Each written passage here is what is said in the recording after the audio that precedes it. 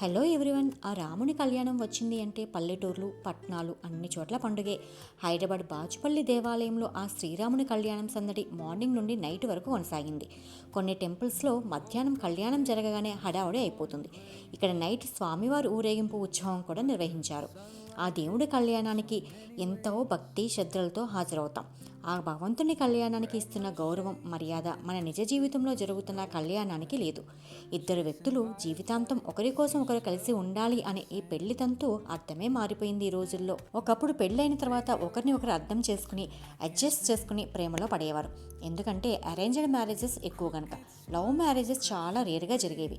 ఇప్పుడు scene reverse అయింది. పెళ్లికి ముందే ప్రేమ, ఒకరిని ఒకరు బాగా అర్థం చేసుకున్నాం, ఒకరిని విడిచి ఒకరు ఉండలేం అని పెద్దల అభిప్రాయంతో సంబంధం లేకుండా వారిని ఒప్పించి వారి స్తోమతకు మించి ఖర్చు పెట్టి రకరకాల ఈవెంట్స్తో పెళ్లిళ్ళు చాలా ఘనంగా సంతోషంగా చేసుకుంటున్నారు. లవ్ మ్యారేజెసే కాదు, ఈ కాలంలో అరేంజ్డ్ మ్యారేజెస్ అయినా పెళ్లి ఫిక్స్ అయిన దగ్గర నుండి పెళ్లి అయ్యే వరకు ఒకరితో ఒకరు మాట్లాడుకుంటున్నారు, టైం స్పెండ్ చేస్తున్నారు, ఒకరి అభిప్రాయం ఒకరు తెలుసుకుంటున్నారు.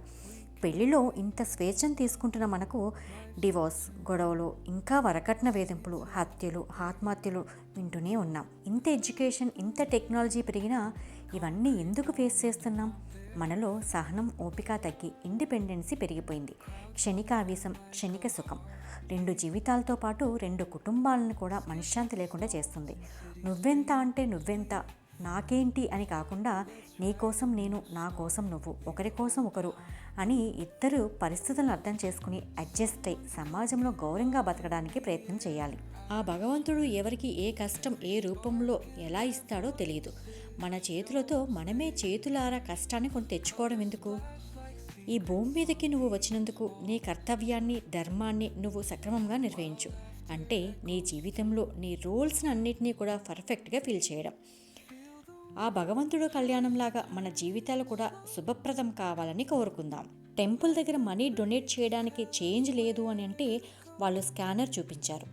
బ్యాంక్ అకౌంట్ తీసుకుని స్కానర్ చేయించుకోవాలని తెలిసింది, కానీ కష్టపడి పనిచేసి పిల్లలకి మంచి భవిష్యత్ ఇవ్వాలని మాత్రం తెలియలేదు.